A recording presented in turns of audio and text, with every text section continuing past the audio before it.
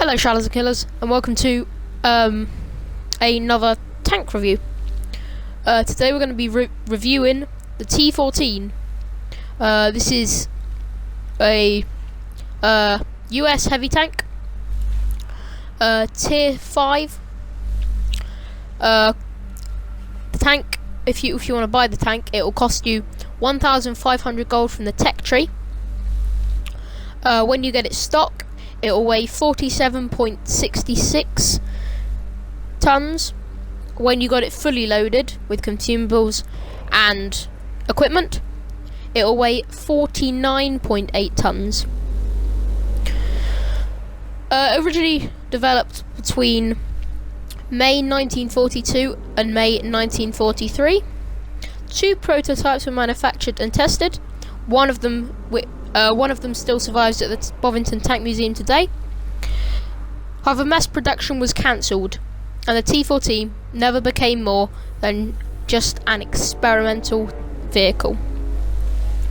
So, this tank was originally designed to take over from the Churchill, because it was, even though in World of Tanks it's a US tank, it was made by both the US and the UK.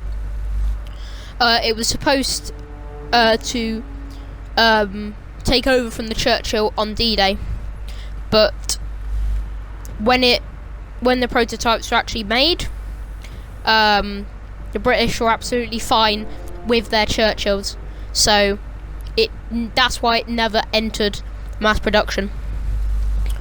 So on to mobility. Engine power, 720 horsepower. Speed limit 34. At least it's better than the TOG. Anything that's got better mobility than the TOG is alright in my books. Traverse speed 20 degrees per second. That's even worse than the TOG, I think, or the same as the TOG. Can't quite remember. Turret traverse speed 26.25. That's worse than the TOG. I can remember that. Degrees per second. Armor, hull armor. Front 51, sides 51, and rear 51. So it's worse than the TOG, but if you angle it, if you can angle it properly, if you can get the turret between the two tracks, between the back drive wheel and the front drive wheel, if you can get them between there, you should be able to bounce a few shots, because the armor on this is very bouncy, so you're able to bounce a lot of shots with this. The armor that covers up the tracks, that's just like there. It's not really all that much. It just is there. Turret armor, front 101, sides 101, and rear 101. So the turret is probably best if you could press ridge lines, but it doesn't have the gun depression to press ridge lines. That's the annoying thing with this tank. If it had the gun depression, you would be able to press ridge lines with it, because it hasn't got that gun depression, you're not able to press ridge lines. That's the one thing stopping you. Armament, gun. The gun is a 75mm. Ammunition, 90, carries 90. Damage 83 to 138. Not great, but not bad. Arm penetration 69 to 115. That is not very good. That is, you could penetrate a TOG, but not much else at anything above you.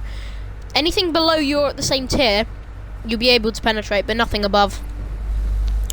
Rate of fire 15.75 rounds per minute. Not too bad, but once again not great. Overall this isn't a great tank, but there we go. View range 330 view range. Anyway, that doesn't really matter on heavies because it's not a spotting vehicle. So the engine is a Ford Gaz. It's actually a tier 7 engine, which is kind of weird.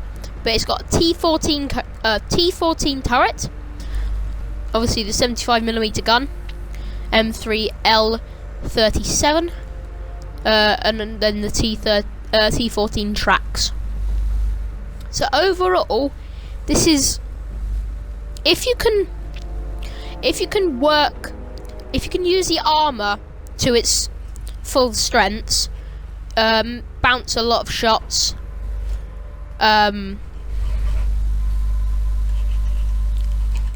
you should be able to survive attacks from vehicles like the KV and even the TOG. If the KV is carrying the derp gun, it's gonna probably penetrate you, or your tracks are gonna eat it. Well, it's not gonna penetrate you. It's just gonna like take most of your health off, because you're carrying 690 hit points. It's not much.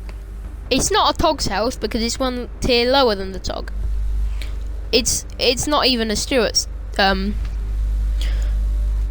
health, but it's enough. It's not great, but it's enough. It is enough to get you through a battle.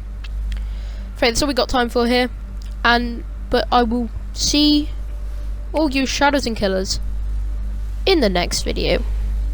Remember to like, share and subscribe. See you later.